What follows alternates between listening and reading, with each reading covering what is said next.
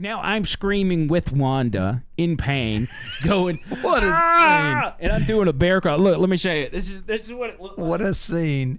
This is what it looked like when I had Wanda. I was like, "Ah!"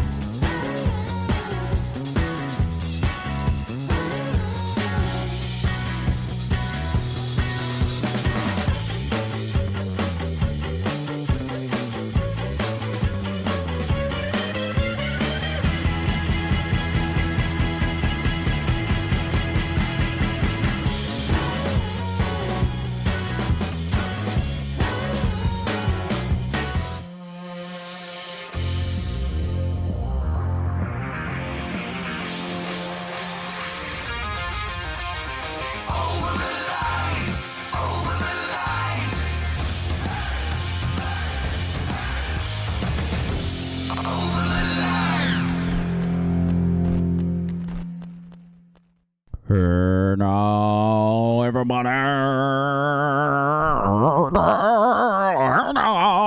Hey now. Welcome back to the show, everybody. Tony Gump in the house. Tony Gump, how are you? And Doing well. Jumper, what's wrong?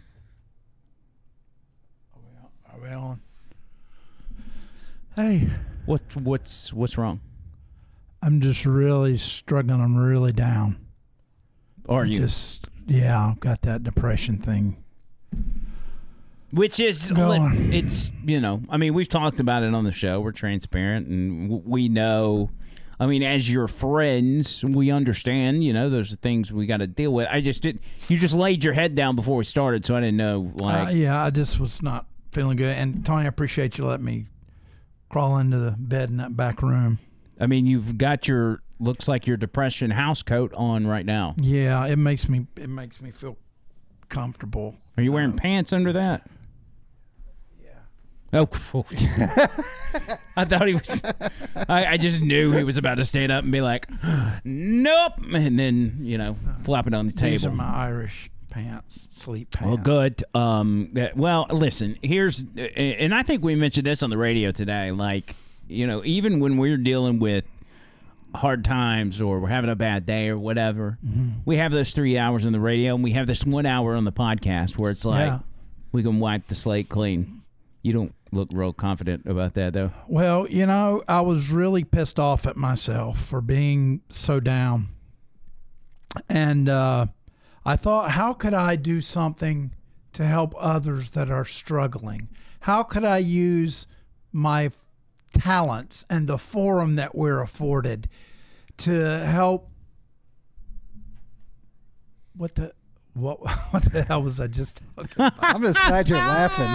I mean, I knew when he closed his eyes he was about to forget what he was talking about. See, it's perfect. I'm an idiot. Let's do this. I got a perfect way because I think I know what direction you're going, but this may refresh your memory. So a week ago, we did a stand-up comedy deal. Oh, I remember that. Velma's. I'm glad you remember that. It was the bane of my existence up until that point. So just most people know we had a bet, March Madness, filled out the brackets. It was just going to be you and I. Loser had to do stand-up comedy at an open mic night. Well, Trish decided and then along came Trish. She did. Along came Trish, and she stuck her nose into our bracket challenge, and she ended up beating us in a pretty big fashion. So the deal was, if she won, we both had to do it. So we did. It took a few weeks because you had some scheduling things. I personally didn't want to do it, so I was stalling as long as I could. And we pulled it off Sunday. I don't think I did that good of a job. I think you did a phenomenal job. But, I mean, we could play some for the audience, which, by the way, never record at a comedy show. That is a no-no. Never do that. Really? Oh, yeah. Somebody commented on my Facebook, and they were like, oh, tell us, I didn't make it. Tell us you got a recording of it. And David Lynham got under the comment, and he was like, I'll bet you like hell he ain't got a recording of it. And I'm like, well, I kind of do, but. Dude, and you put it on the. Well, I know I didn't post it. Nobody's seen this yet. Okay, good. I mean, I'm about to post it on the podcast. Wait. Okay, all right. Well, wait a minute. Why don't we do this? I thought you were phenomenal with your story. Mm-hmm. You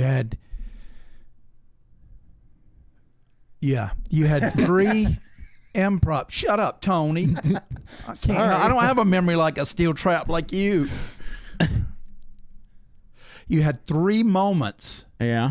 Improv moments in your story, and that is huge, and it got audience reaction. Yeah, it did. And then I sucked. I don't know where you're getting it from. It was, I wanted to run off the stage crying, but after that I thought, you know what, I'm gonna make some people happy, and today I'm gonna make some people happy. Okay, so let's do this. Let's just play a quick portion, and then we will reenact what we did. Instead of playing it for them, you do your song that you did, and then we'll just show them a portion of this, and then I'll recount the story that I told, and you'll recount the song that you did. Here's the opening moments from Velma's last week.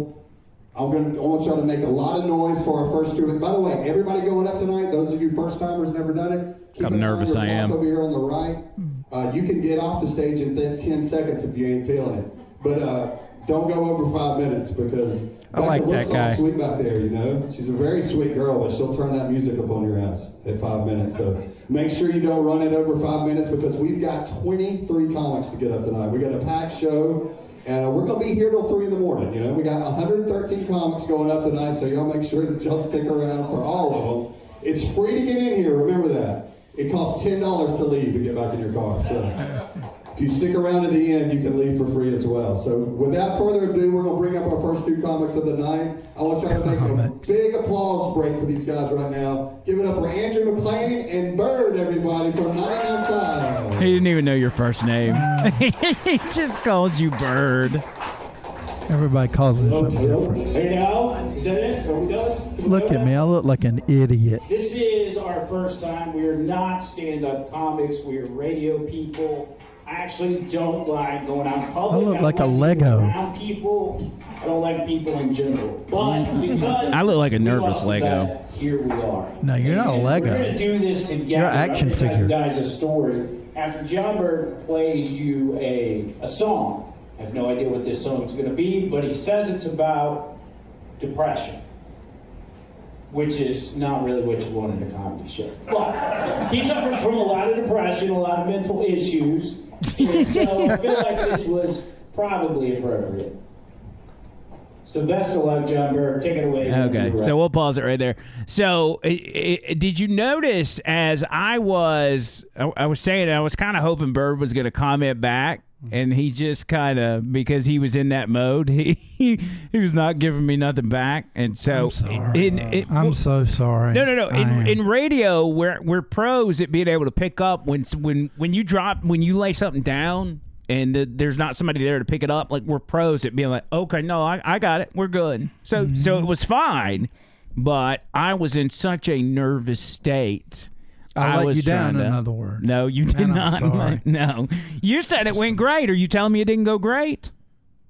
Well, people laughed at me, but for the wrong reasons. I tell you what, let's do this. Everybody hates me. You with the depression thing. Why don't you give us some depression jokes, or give us the depression song that you sang? I did do some jokes. Oh, look, he's got depression jokes on here. Imagine that. I was gonna do them there, but these are pretty good. Y'all can laugh. For the record, I just got to say, you did look nervous to me when you went on that stage. I was so nervous. He owned it with that story. That I sucked. Oh, so bad. All right, here we go. Why don't cannibals eat clowns? Why? Because they taste funny. Yes, they do. Oh, man. That's good. Okay. My grandmother used to tell us a joke. She'd say, knock, knock. We'd say, who's there?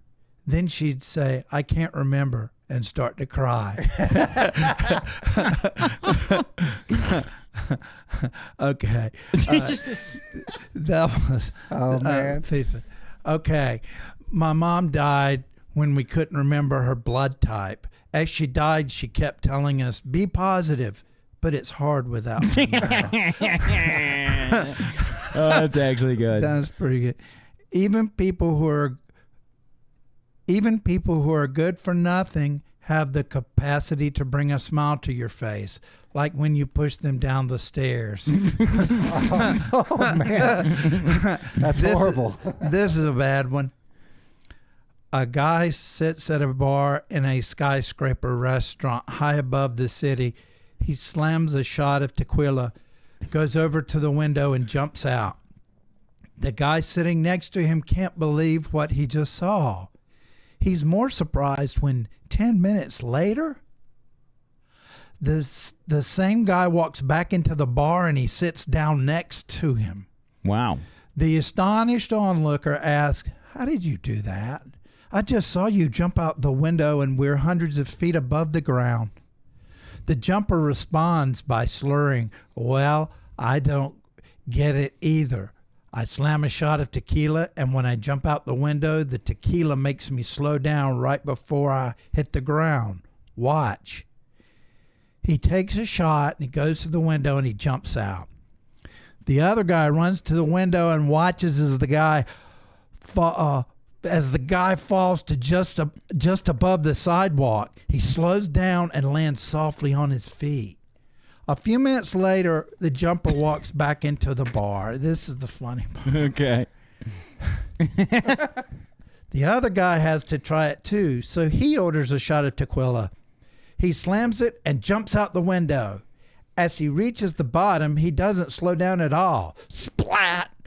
Guts and blood go everywhere. The first guy orders another shot of tequila. The bartender shakes his head. "You're really an asshole when you're drunk, Superman." That's actually pretty good. Yeah, that was a good one. I feel a little bit better. Good. I like the tequila though. That's like it's like when you really need to get some sleep, you take some NyQuil. I've heard of tequila. Tequila, yeah, that's another one. Yeah. So with what we were watching there, you were about to play the Depression song, which you wrote specifically for that stand-up routine. Yeah, and I didn't feel right about doing it. I just wanted to get on and get off. This one is... Oh, he's got more. Never mind. This Depression song. Oh, you do? Okay. Yeah. I wrote it to make myself feel better, and it didn't work. But I think maybe it'll make other people feel better because I try and put a smiley face on depression. Yes, which is very important. And not only that, but, and not to go into detail because it's not anybody's business, but we have had a change of medication for both Bird and myself. So we're both trying to work through that right now. Yeah. I'm doing a little better than Bird is, but you know what I'm saying. I still keep thinking we need Rhonda Dial on this podcast really badly. You know what's funny is Trish asked me about that this morning. She said, when do you have Rhonda Dial? Rhonda would be killer. We should go live with Rhonda, and people can do that super chat thing you talk about and give us money, and Rhonda will give you an answer. That's true. But we don't tell her about the money. We can make money off of Rhonda without Rhonda knowing. Right. Genius. I like that. All right. Yeah, we'll hook that up soon. That's actually a very good idea because we need to get to the bottom of that. John and Bird, you guys need help too, yeah. Yes, absolutely. I stopped the Lexapro like a week ago, and I've been fine ever since, but I've been having super weird dreams. I was in a shooting last night in downtown Birmingham. I was on my way to work, but for some reason I was working in the middle of the night, and I didn't have a firearm with me. So it turned into this, I don't know. I don't even remember what happened. I think somebody got shot and killed. Anyway, John Bird, you have a guitar. That's good. Look at that. It's good. So the Depression song. This is the song that you wrote for and performed at Velma's. Now, props to The guy, God, what was the guy's name that we met that owns Velma's? Is his name Russ? Or is it Ron? Started with an R. I can't remember. Super cool guy. Velma's is obviously legendary. And y'all go visit Velma's if you're in the area. Just put that out there. This is the Depression song. Nobody has heard this yet except for the people at Velma's. And so this is a primo premiere. And it's John Bird playing the Depression song while he's depressed. Tony, let's do a check. And a 1, 2. La, la, la, la, la, la, la. You're good. I can't tell if he's depressed or he's just aged by 20 years since we saw him last. What the hell is that? You're just coming off as like a really old grandpa. It's fine though. I mean, it's not a bad thing. Everybody loves grandpas, except for ones like Joe Biden that are like. Thank you for making me feel so much freaking better. You see the tone of his voice changed. Yep. It worked. From depression to anger. All right, let's go. The Depression song. All right. And it's an easy chorus, so if you guys know it, you can sing along if you catch on, and you out there in podcast land can too. We will. I think I forgot it. This is the Depression song. If you feel like shit, then sing along. This is the Depression song. 31 million and growing strong. If you ever feel like you don't quite belong, sing the Depression song. Now you may ask yourself, how do antidepressants work, John Bird? Antidepressants change the way your brain uses certain chemicals to better regulate your mood and behavior. More specifically, they affect neurotransmission involving serotonin, norepinephrine, and everyone's favorite dopamine. But John Bird, how do I know if I have depression? If you can't sleep or if you sleep too much, if you feel like you've been hit by a truck, if you're constipated or you shit your pants, don't take a shower or water your plants, if you get real worried or you get real pissed, you don't brush your teeth or you cry like a bitch, if you just can't remember what you just did, if it's pouring outside or you just had a kid, there's only one thing to help you along. Sing the Depression song. Everybody sing along. This is the Depression song. If you feel like shit, then sing along. This is the Depression song. 31 million and growing strong. If you ever feel like you don't quite belong, sing that Depression song. If you ever feel like you don't quite belong,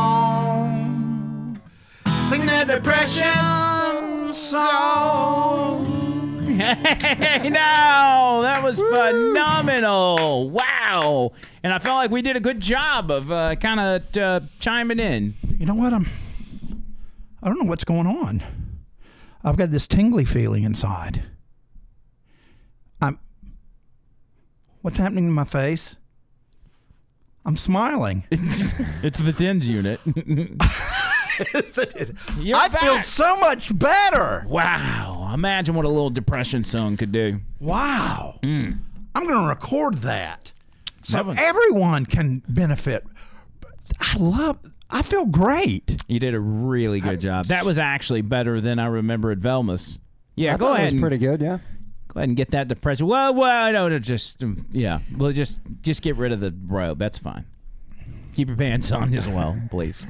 Oh, these are comfortable. I'm not going commando now. Yeah, it's comfortable for all of us. Trust me. I just wonder if he folded that shirt or if he had it in a ball in his back of his car. Well, he's been depressed. I mean, I keep it with me. I keep it with me. I drive around with it. Okay, so after John Bird does the depression song at Velma's, we then move on to my thing, which was I'm not a stand-up comedian. Let's just watch part of it, and we'll just no. we're not gonna watch the whole thing. I'll recount the story. This is just the first moments of it. Okay. Phenomenal. Look at me. I'm such a sad sack back then. I'm going to do my set, and I'm going to have you stay up here with me. So come over here and take a seat. Over What the hell is wrong with me? That was very... You're just gonna sit in front of me on the stage. Because I actually had to take a Xanax to do this today because, again, I didn't want to do it. I lost a bet to my wife, and she says, you got to do a stand-up bit, so here we go. I'm not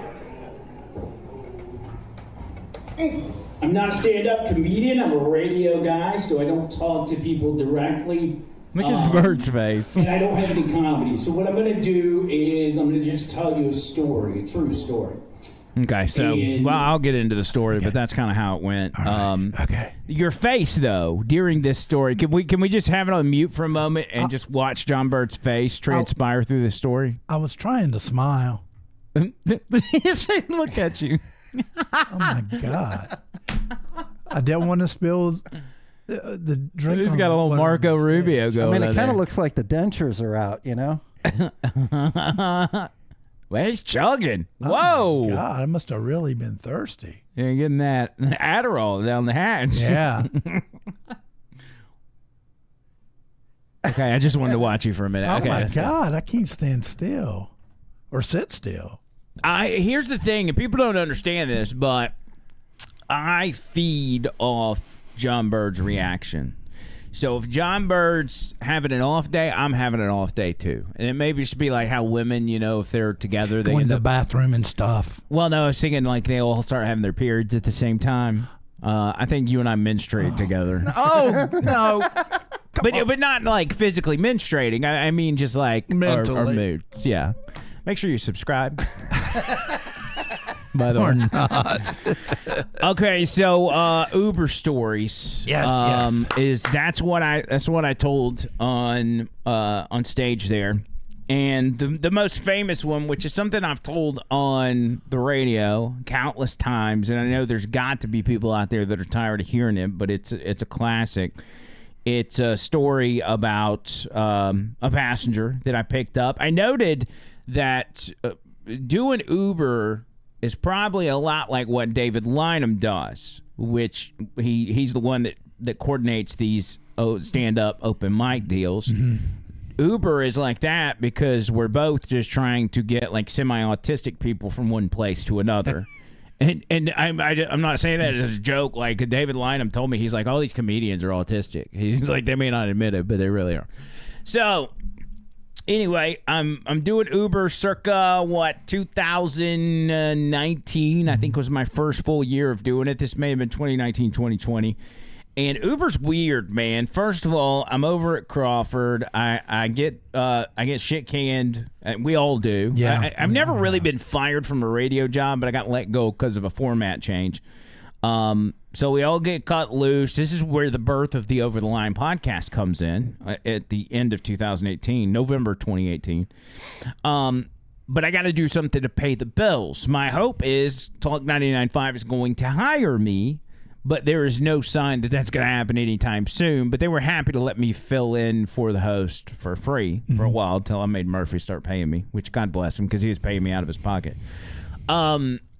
So I started doing Uber, and I enjoyed it, but it was hard. It was like a miniature version of being a business owner because you were responsible for everything, and if you didn't go out there and work, you wasn't going to make money. There wasn't no vacation days. There's no sick days, no nothing.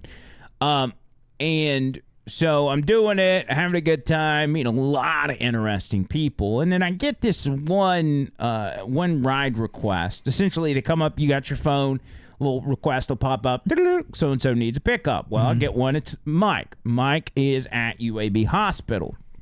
And Mike's not his real name, just making that up.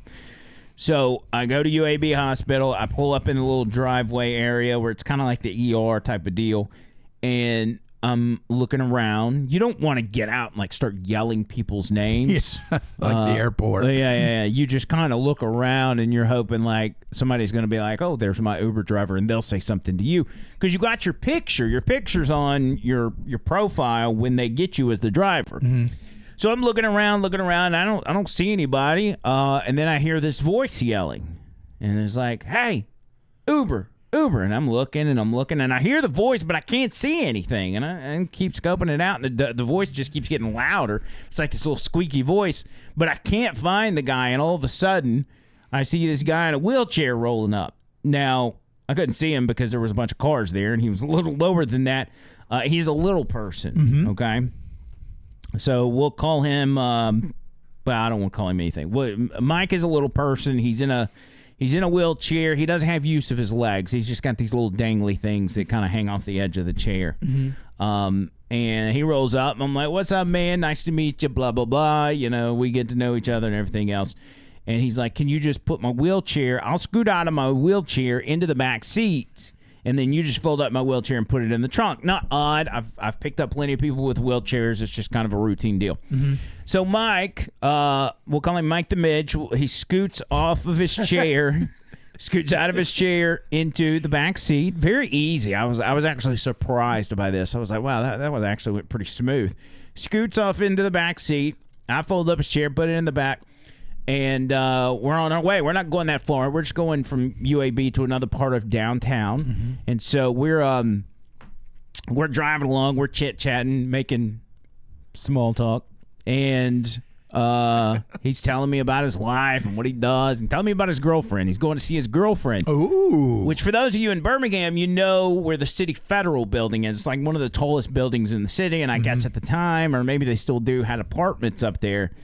And so we're just chugging along, and we get there, and I pull up. Normally in Uber, you can kind of just pull up on the side of the street, and nobody messes with you because you're only there for a moment. Right. I pull up, and the way the curb is at that time at the City Federal building is here's the roadway, and then the curb is kind of like this at an angle, right?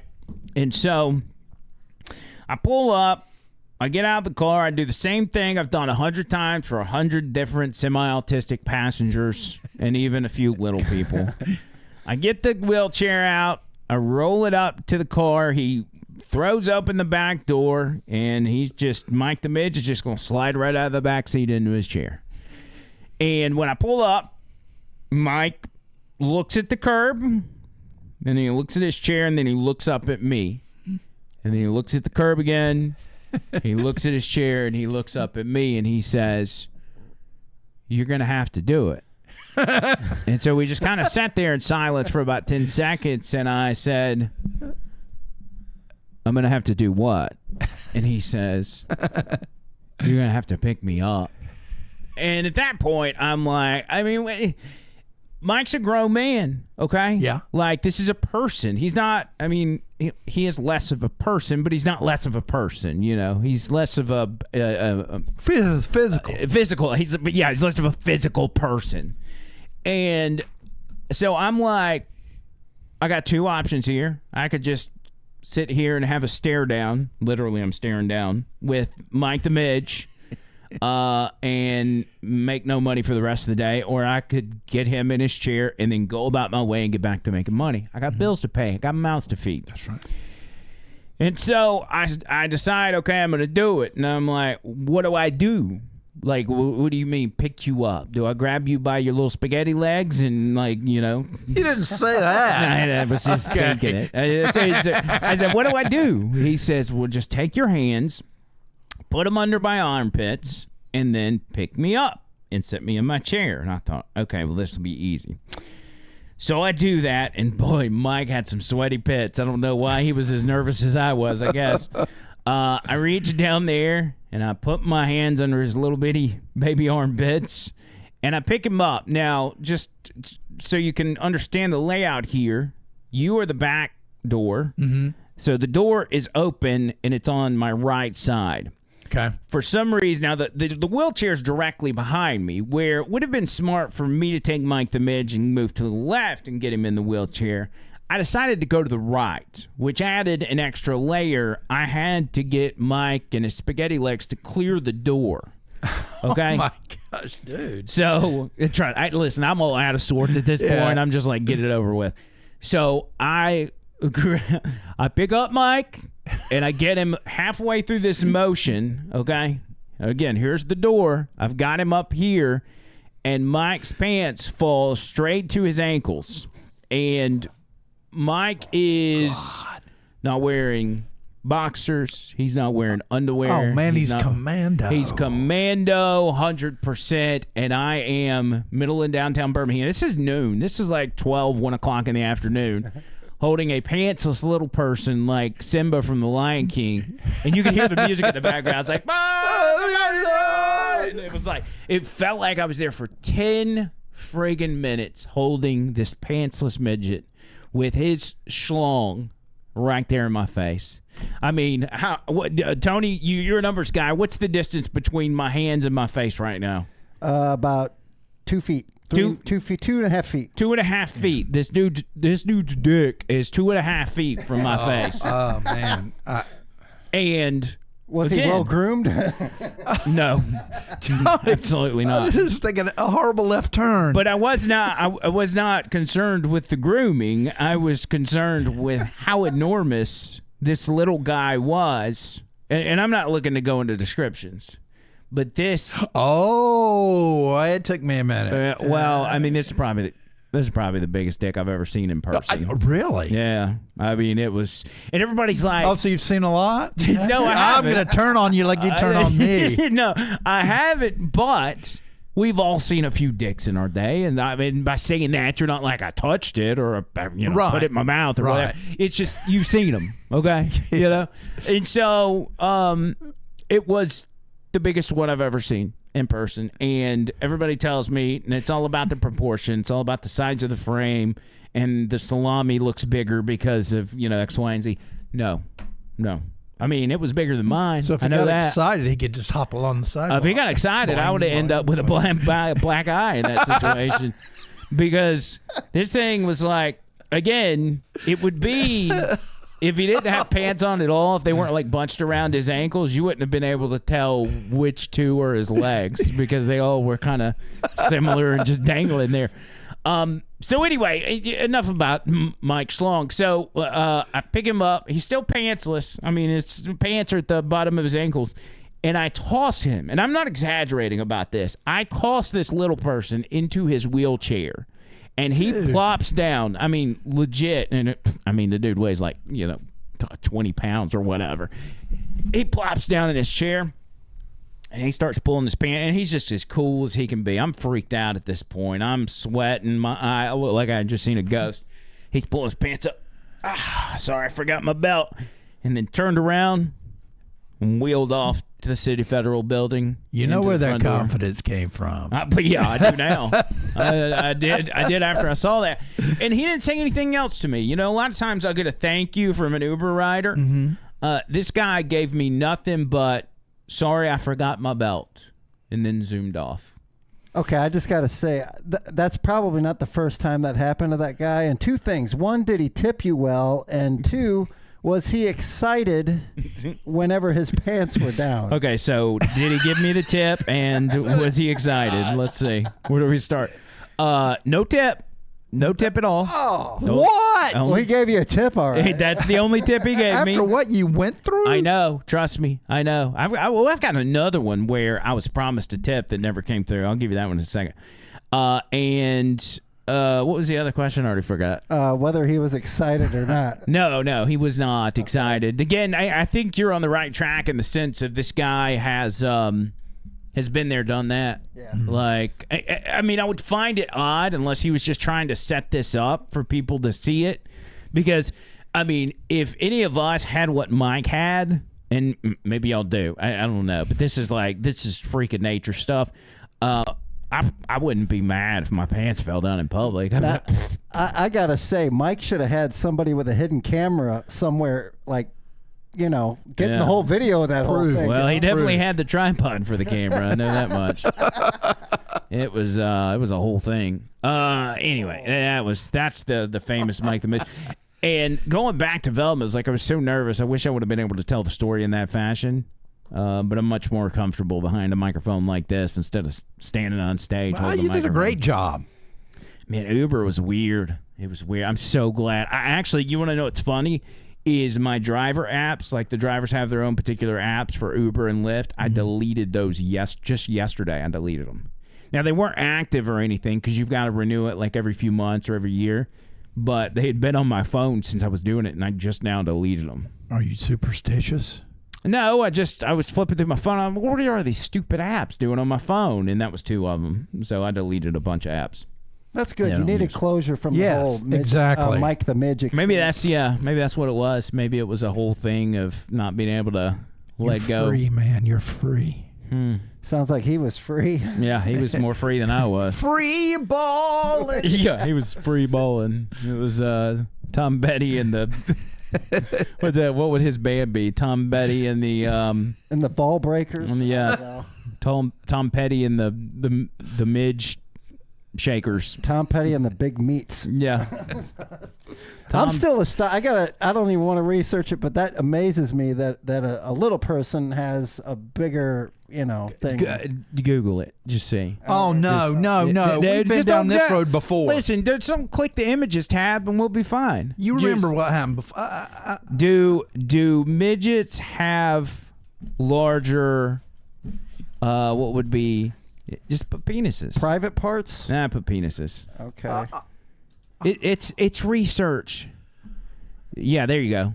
Do men who suffer from dwarfism have normal-sized genitals? Okay. Read that for us, because it's kind of small for me.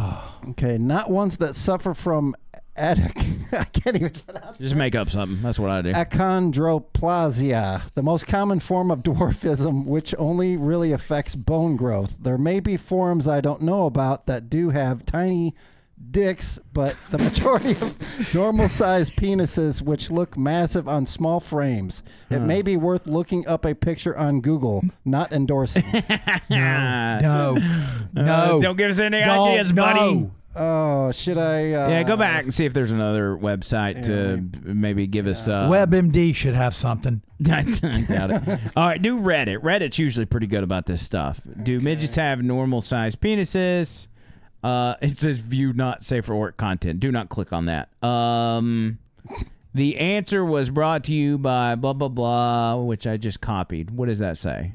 Dwarfism encompasses lots of different conditions. However, the most common one, as far as I know, is called the same thing I tried to pronounce before, achondroplastic dwarfism or achondroplasia. Big dick dwarfism. Yeah, the prefix chondro refers to cartilage, and specifically in people with achondroplastic dwarfism, the growth plates of bones, which is what makes people grow taller with corresponding limb length. The genetic defect affects mainly these growth plates, leaving soft tissue largely untouched. Therefore, anything that isn't cartilage will be just fine, including internal organs like the intestines. Notice how many with dwarfism have a bit of a belly, a non-bony external organs like the penis. Maybe, I'm just speculating here, maybe the reason they have dwarfism is because when they were born, all the cartilage they need to make them normal size just went somewhere else. But it's not saying that everyone. Oh, yeah, don't show that. Don't Cut that off. I'm not showing it. Okay. I had to look it up real quick. Please, they're going to put us on an FBI list. Cut that off. It's off. Ooh, man. See, I told you, you click that images tab, it's over, cousin. Yep, you never know what you're going to get. Well, I mean, I don't think they're saying that everyone with dwarfism has a big wee willy winker. Right. I don't. Mike the Midge may be special. Yeah. However, if it doesn't affect them down there, they have the same chance as regular sized people do to have a whale down there. I mean, just like, for instance, one of us in here the odds are one of us in here. One of us in here what? One of us in here has to be careful when we step out of the shower. Odds are. You don't want to step on it and slide. Right. So chances are one of us three. 1 in 3 have an enormous ding dong. Yeah. Statistically. It's just statistically. Okay. But I need some water. I would think if you were a dwarf, it would just look bigger in general because your body's smaller. That's what everybody told me, and I swear till the day I die, I'm like, it's the biggest dong I've ever seen in my life. I don't care about frame. And what I looked up was just 2 words: dwarf penis. That's all I did and hit images. So if you guys are interested, go ahead. There's probably a whole industry of that out there. You know what I'm saying? Like, if I was Mike, I'd be on OnlyFans all day long. I wouldn't. I probably wouldn't even be in radio. I'd be like, I'm about to make $1 bazillion off this little man salami. I still think it's bad. He didn't tip you. He should have gave you a tip for that.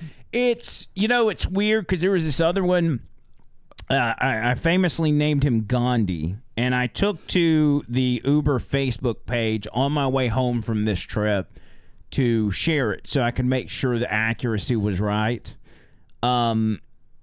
I picked a guy up in Bessemer, and for those that are not from Alabama, Bessemer is on the outskirts of Birmingham, which is the state's biggest city where we're at. And it's a little Bessemer's pretty hood, as other cities are around Birmingham. And so it's not necessarily It's not an unusually unsafe part of town, but it's not an unusually safe part of town. It's that's a good way to put it. Somewhere in the middle, and depending on what part of Bessemer you go to, some's a lot better than others. So I get a ride request from down there, and in the Uber world, you would always look at the map and see where the ride is and kind of mentally prepare yourself. You're like, okay, I'm going to this part of town. It might be a little more shady. I'm more likely to get a crackhead over here than I am over here, but then I'm also more likely to get a Karen over here than I am over here, yada, yada. Okay. Yeah. So it's Bessemer. It's at a hotel. So I'm like, okay, maybe out of town. It's like a Motel 6 or whatever. Leave the light on for you. It's 11 o'clock in the morning. I think it's a Saturday. And I roll up thinking that I knew it was a longer trip, because anytime when you get these ride requests, when it comes through, or it used to be this way, it wouldn't tell you where they're going. But if it was a 45-minute or longer trip, it would specify that. It would just say 45-minute plus. That could mean it's 46 minutes. Oh my gosh. Or it could be 4 hours. You don't know until you get there. Now, you, as an Uber driver, have the ability to tell somebody once you get there and find out where they're going, hey, I don't have time to do this. Happens all the time. But you're driving to that passenger not knowing where you're going. Mm-hmm. So I get there, the motel, it says it's specified 45-minute plus. So it's a long trip. I'm already prepared to go wherever that may be. And I'm circling around the building. I don't see him. Normally, when somebody orders an Uber, they're outside waiting on you because, it's not your responsibility to start going knocking on doors trying to find them. Yeah. I'm circling like 2 or 3 times, then all of a sudden I hear yelling. And at that point, Mike the Midge flashbacks of somebody yelling at me. I'm like, oh, God, here we go. I look up on the balcony on the second floor of the Motel 6, and there is an Indian guy, and he is yelling, I'm coming. Like, just hold up. I'm getting my stuff together. So I'm like, okay, whatever. And he's being a little overly animated, so I'm like, he's one of those guys. He goes back in his room. I think he's going to get a couple bags.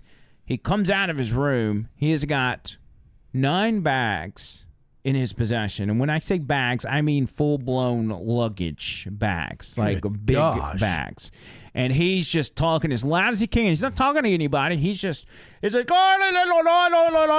he's speaking English, but whatever he was saying, he was just saying it really loud. And so he gets down there, Gandhi gets down there, and he's like, can we fit all this in here? And I'm like, I guess, let's just try it. So we start doing a Jenga Lego type of deal and cramming it all in there. And we get it all in there. You don't, as a driver, you don't usually let them sit up front. Actually, you don't ever let them sit up front because it's just weird. So we put bags in the front because we're out of room. Bags in the front, bags in the trunk, bags filling up 2/3 of the back seat, and then Gandhi's got this little spot over here in the back seat, so we're just packed to the brim. It's me, Gandhi, and then a bunch of bags. I can barely see out my mirrors because there's so much in there. Grief. And he gets in there and he just reeks of alcohol. He's, again, 11 a.m., and he's lit. I mean, lit. And he's going on, and I'm like, oh, my God. It turns out he's going to Atlanta. 2-hour trip, 2.5-hour trip. I'm like, okay, here we go. Let's just make it happen. And Gandhi's like, and he's talking. He's like, by the way, do you know where I can get some weed? And I'm like, no, Gandhi, I know how to get you to Atlanta. I know how to do that. He's like, no, man, I need some weed. And I'm like, oh my God. I say, I don't have it. I don't have a way to get you weed. I'm sorry. And he's like, oh, okay. So we get to Birmingham, which, 10 minutes into the ride, we're getting to Birmingham. And he's like, well, can you do this? Can you stop me by a liquor store and just let me get a small bottle to drink on the way there? Now, my thought process was, he's so lit at this point, if I let him get a small bottle of booze or whatever, then he'll probably just pass out, right? Yeah. So I'm like, you know what? Sure. So whatever. I'll let you get some booze. For some reason, with the location we were at, the first liquor store we were going to come across was in East Lake. Oh. East Lake is more hood than Bessemer, and it's actually probably the most dangerous part of the city, at least at that point. And so I get off the exit. I'm just trying to get it over with because I want to get this guy to Atlanta as soon as possible. I said, all right, Gandhi, here's the deal. I'm taking you to the liquor store. We're in the hood. You're from out of town, so don't be acting crazy out here. Just go get what you need and come back out. Oh, we on the hood? I could definitely get some weed here. And I'm like, no. I said, just go in there and get what you're going to get. And so Gandhi, we pull in. Gandhi jumps out of the car. Of course, like 2 bags fall out the door behind him because everything's so crammed in there. And instead of, I parked right in front of the liquor store. Instead of walking into the liquor store, he takes off backwards towards the gas pumps where people are pumping their gas. Oh, no. And he goes up to each of these people pumping gas, asking them if he can buy some weed from them. Now, you can imagine this Indian guy. He's in the hood. He's going around asking random people if he can buy weed. Now, hey, maybe at that particular gas station or that part of town, that's normal. It's not normal for me. I think it's probably a bad idea. But this is what Gandhi's doing. And he's going person to person. And I see each one telling him, no, I'm not selling you weed. I don't know who you are. You could be a cop. And then I see him stopping another guy, and they're sitting there over there talking and whatever, and he's putting something in his hand, and I'm just like, okay, so let's just hurry this up. I mean, if Gandhi wants weed in his pocket and we get pulled over, that's on Gandhi. It's whatever. All of a sudden, Gandhi's walking back to the car, still hasn't gone in the liquor store, and the guy he was just speaking to is yelling at him, "Give me my effing money." Oh, no. And Gandhi is yelling back at the guy, "I'm not giving you money for this shit weed." He kept talking about how bad the weed was. He's like, "I'm not giving you any money." Dude's like, "You're going to give me the money." It's $10 worth of weed, by the way. It's a dime. That's it. And so Gandhi's back and forth with this guy. Gandhi comes up, and he opens the back door to get in my car. Dude comes running up, slams it back shut. He's like, "You're going to pay me for the weed or give it back." He's like, "I'm not giving you back this shit weed. I'm not paying you for it." And I'm like, This guy got a death wish? oh my God. At this point, the clerk at the liquor store has come out, and he's calling the cops because he's like, "I don't need this out in front of my store. I don't have time for this." I don't have any cash on me except for a $5 bill. And I rolled down the window. I'm like, "Look, man, I don't know this guy. I'm an Uber driver, but I got to get out of here." I was like, "Take this $5. He snatches the $5 out of my hand. I'm talking about the drug dealer at this point. Snatches the $5 out of my hand and looks at Gandhi and says, "All right, give me the other $5. He starts arguing with Gandhi again. At this point, I'm like, I may just go, and then down the road I'll dump it. Because my concern was I've got all this dude's luggage in my car, and I don't have time to get out here in the middle of a gunfight over $10 worth of weed and get all this stuff out. So I'm like, you got to. Finally, Gandhi gets in the car, and we take off. And we're driving off with this guy that just sold Gandhi the weed chasing us through the parking lot. Cops are on the way, liquor store clerk's already called and everything else, and we're gone. I'm like, Gandhi, that's exactly what I told you not to do. And he's like, oh, I'm sorry, I forgot. Again, he's drunk. And so we get on the road. We're rolling down I-20. It's about 7 to 8 minutes. Everything happens so fast. 7 to 8 minutes in, and all of a sudden, I smell weed burning. I look in the rearview mirror. Gandhi has, in that very short amount of time, broken the shit weed down, rolled it up in a blunt, and he is toking. He's smoking it. And I said, Gandhi, you can't smoke in here. Oh, I'm so sorry, man. I'm so sorry. And he puts it out on his hand. He's like, Jeez, like, just take me by the gas station and I'll smoke it outside. And I was like, okay, fine. I'll take you. I took him to the Chevron. I said, you just go around the side of the building, away from me, where I can't see what you're doing. Smoke it. Get back in the car. Oh, no, okay. So he gets out. He doesn't go around the building. He goes inside the gas station. And he's in there. I don't know what he does. I'm terrified to go in there at that point. He's in there for like 10 minutes, and he finally comes out. I don't know if he smoked the weed in the bathroom or whatever. He comes back out, gets in the car. He's like, okay, let's go. And so we get on our way. 5 minutes. 5 minutes on the interstate. I smell the weed burning again. He didn't smoke it in the gas station. He didn't smoke. He's smoking the same blunt that I told him not to smoke earlier. I said, Gandhi, you can't smoke weed in this car. Oh, no, I'm so sorry. He's very apologetic. But it was almost like it just wasn't registering. And again, it could have been, because he was so drunk. Oh, and so we then, he finally stopped. That was the last time he smoked weed. We're on our way. Again, 2-hour trip. He's telling me all the stories. He's laughing. He's crying. He's going through all these different emotions. He's talking about his wife. He doesn't even know how he got to Bessemer from Atlanta. Like, he lives in Atlanta. His wife works for the Atlanta Falcons in the front office. And he's like, she kicked him out, and they're fighting and everything, and blah, blah, blah. And just all these stories that didn't make sense. And I'm just like, I need this guy to pass out, because there's some passengers that you just want them to go to sleep. You want them to shut up. Yeah. There's others that are fascinating, fun to talk to. Me and Mike the Midge had a great conversation until I saw his dick. Like these, and then he stiffed you. And then he stiffed me. Exactly. He stiffed me twice. He stiffed me on the street and on the app. So anyway, he's just going and going and going and going, and I'm like, I just gotta get this over with. And then finally, he starts fading a little bit. Mm-hmm. And but he would wake right back up. We'd hit a little bump in the road, and he'd be like, whoa, and he'd be back up, and he'd start talking again. He's like, I'm going to be honest, my friend, I'm so very sick. I need something to eat. Can you stop me by somewhere? What? Gandhi, this is the last stop I'm making, okay? We're about 30 minutes from Atlanta, so we're almost there. That's why I was like, okay, fine. What's that? We go to McDonald's. I said, all right, Gandhi, what do you want? Oh, yeah, just pick me something. I said, all right, I need quarter pounder with cheese meal.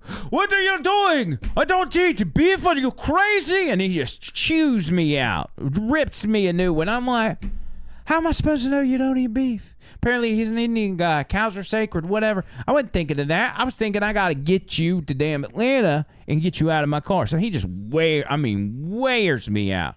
I said, Gandhi would like a chicken sandwich, please and thank you. So we get a chicken sandwich meal. Pull up to the window, and I'm like, all right, Gandhi, they said it's $8, blah, blah, blah. Gandhi hands me a card. I hand it to the lady. The lady hands it back. She said, this is a Macy's gift card. I said, Gandhi, you gave me a Macy's gift card. Oh, no, I'm sorry. And so he goes in his wallet, and he pulls out another card, hands it to me. I hand it to her. So this is a Foot Locker gift card. Gandhi. Oh, no, I'm so sorry. He pulls it out. I look at it this time. It's a debit card. I'm like, okay, here we go. She swipes it. Oh, no. And she says, it's declined. I said, can you try it again? She swipes it again. She's like, decline. It's okay, my friend. It's okay. I've got one more. Swap it out. He gave me one more. She said, declined again. Oh, no. What am I going to do? What am I going to do? I said, Gandhi, I'll pay for your meal. Oh, my friend, thank you so much. I promise I'm going to tip you so big on the app. I'm going to tip you so big. He's got no money. What the hell? And so I buy his food. He eats. He gets it all over the back seat. Of course. And passes out for the last 10 minutes of the trip. And then we get there, and he's like, oh, thank you so much. He was very adamant about tipping me on the app over and over. And it was just like, oh, God almighty. I could not wait for that to be over. So, and then that was it. Never heard from Gandhi again. He didn't tip you? No tip. No tip whatsoever. I knew it. Man, I'm telling you, when you were at that gas station and the weed deal was going down, I would have just taken off a couple of blocks, dump everything out, and you're gone. Yeah, it was just a weird time because, again, when you're doing Uber and that's your primary job, you're in your mind, you're balancing the money because you're going to get paid for the trip. It's, you know, he may tip you, he may not, but you're still going to get paid for the trip. Right. So you're thinking, do I need to stick it out another 30 seconds to see if I can get him out of here where, you know, and it'll pay me $250 or what, you know? Take a chance on getting shot with a 9 mil. Yeah, you're essentially saying, am I willing to get shot over $250? Man. But those are probably two of the biggest ones that I had. So you got trapped in that car because you're doing Uber and you needed the money. Kind of reminds me of mainstream media having to read the teleprompter and just believe what they say. Yeah, know? That's it. And then that paycheck. Those are two of the big. But there was actually one more, and this one's Trisha's favorite story. I'll just tell it real quick. I was picking up here in town. You do a lot of pickups at doctor's offices and stuff, older people. Right. Insurance companies will use Uber and Lyft to get their patients with Medicare or whatever from home to doctor to home. So you do a lot of those trips. And I got one at a doctor's office, and it was an elderly lady. So I pull up. This is another situation kind of like when I dropped Mike the Midge off in the sense of how the setup was. Mm-hmm. So I pull up to the doctor's office, and I pull up to a curb, and the curb is like, you know, there's like some bushes. I don't know how to describe it, but it's just kind of a standard curb looks outside of a doctor's office. Mm-hmm. I see a lady sitting over on the bench, a very frail old lady, and I'm like, Wanda, whatever her name is. She's like, oh, hey, super nice lady. And she starts walking over, and she gets up to the car. She's going to get in the back seat on my side. She they usually get over here because they want to be able to kind of watch you out of the corner of their eye. Right. But she's going to get on this side. So she gets over, and she kind of, there's not really a walkway for the bushes, but they're kind of sparse enough where you could walk through them. Oh, no. And I don't know if she was going to try to leverage those bushes to help her walk or what. 'Cause she didn't have I don't remember her having a walker or anything. But she kind of works her way up to the car, and right before she gets to the car, she falls down. No. She falls down, and she is screaming bloody murder. Now, when you're in that situation, you're like, oh, my God, all these people are seeing this lady screaming. They're going to think I beat her up. So I've got to get out of this car fast and help her get up. I go to open my door. My door's not opening because she has fallen in such a way that she is wedged between the curb and my door. So Wanda is blocking my ability to get out. So I roll the window down, and I'm like reaching out the window. I'm like, come here, Wanda, grab my hand. And she can't reach me. I mean, she's folded up like a pretzel. I mean, I know she's got. God. At that point, I'm like, thank God we're at the doctor's office because you're gonna have to get another visit. What? I guess you had to pull forward. No. My idea was I'm going to crawl out the passenger side. Again, you got to think quick in those situations.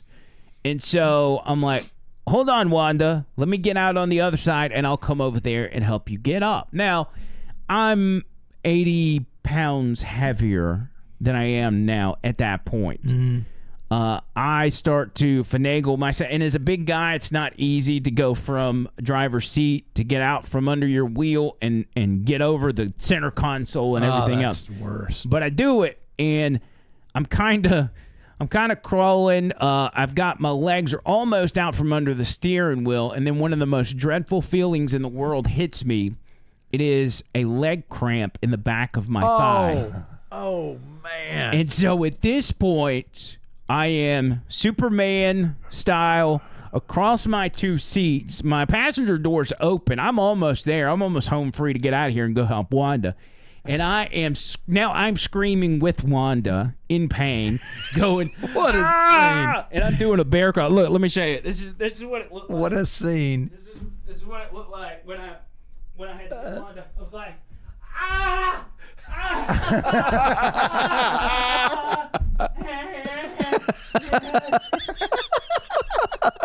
Oh my God. So we're poor both fella. screaming. And I finally do the bear crawl out of my, and I mean, I'm talking, when I'm saying I got to crawl out of here, I'm like literally head first. My hands are on the ground before my feet are, and I'm using my elbows to crawl across pavement just till I get out. What time of the day was this? Oh, yeah, this was afternoon. It was Mike the Midge time of day. It was like 2 o'clock in the afternoon.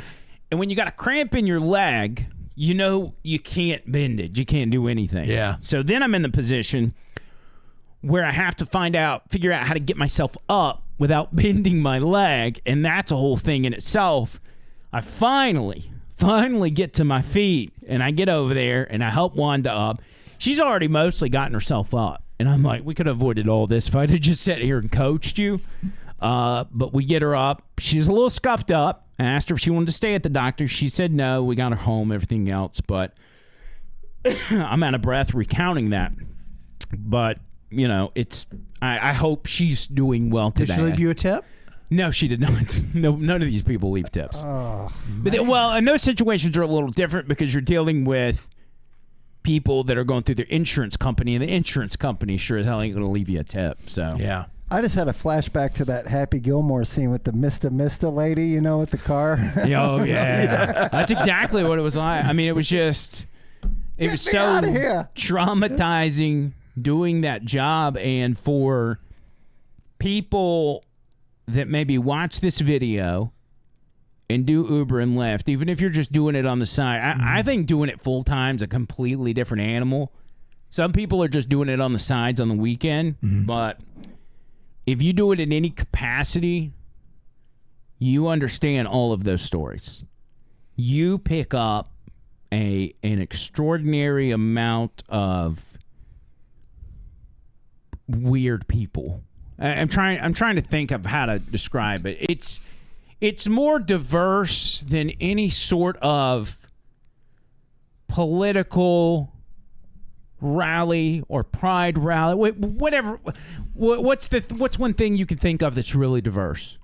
Philadelphia, 2 different groups clashing in the middle of the streets. Yes, it is more diverse than a gay pride versus a pro-Palestinian protest facing off, where you don't know who's who. This is anyway, it's just crazy. I wouldn't suggest it for anybody. I'm so grateful that I had it when I did, but I'm also grateful I'm not doing it anymore. Why don't you start a therapy group for people that have been traumatized working for Uber?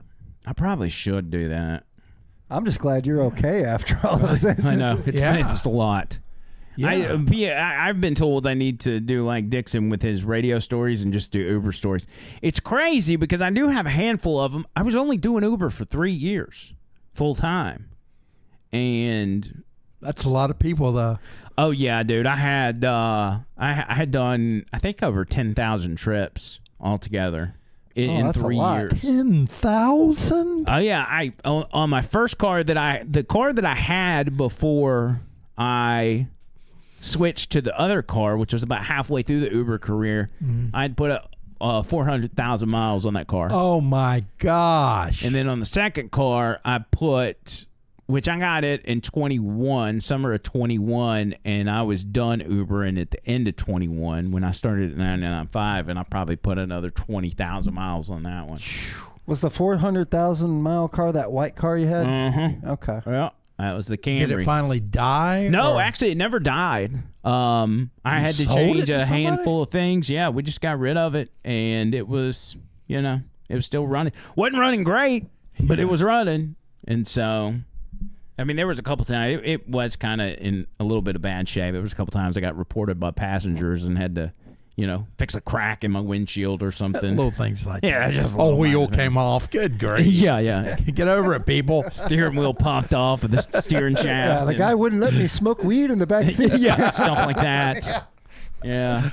Sexual harassment from midgets, They complained that I was looking at his junk. It's like, well, it was in my face, buddy. The question is, what words out of this episode are going to be marked on YouTube? That's a good point.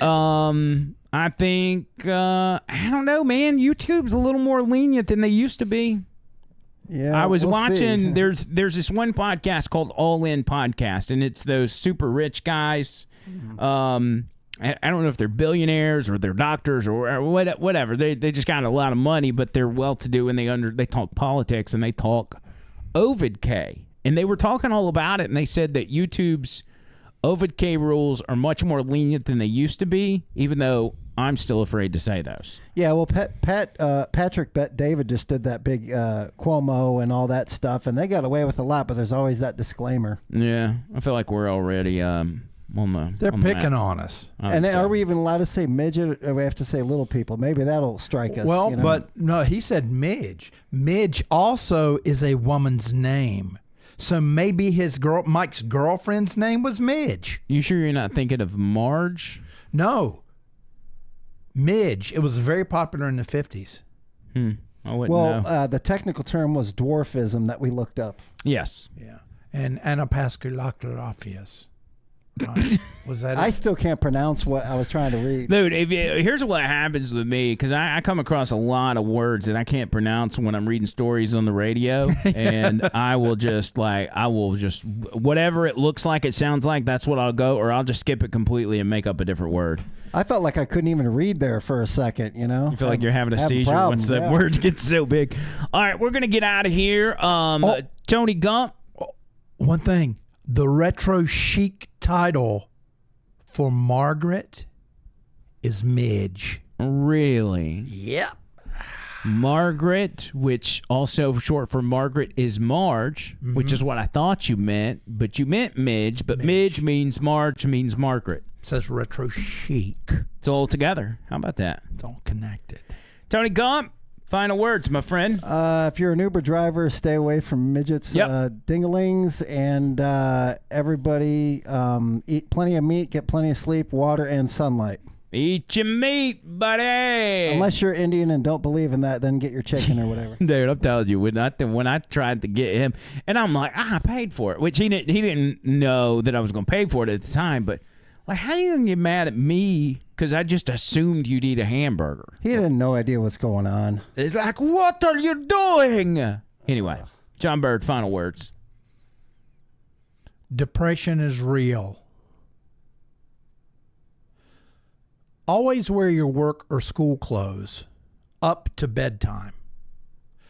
The way you dress will impress your brain. So if you dress down, you're going to be down. I may look down, but let me tell you, in there I got a 3-piece suit that is looking fine that I wore today. So it's all about how much you love yourself. Because I love you. I love you.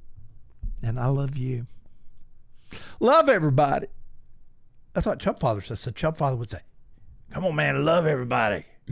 We need to do one show where John Bird just impersonates every person at the station. We should do that next Yeah, time. Chub Fathers has the best cheeseburgers, by the way. Yes, it does. Yes, it does. And love everybody. All right, man, we're out of here. Thank you, Tony Gump. Thank you, John Bird. We will be back very soon with a new episode. Make sure you like, you share, you comment. The comments, man, y'all's coming in hot on the comments last time. Keep that up. That helps us tremendously. Share with your friends, share with your family, and until next time, see you, cuz!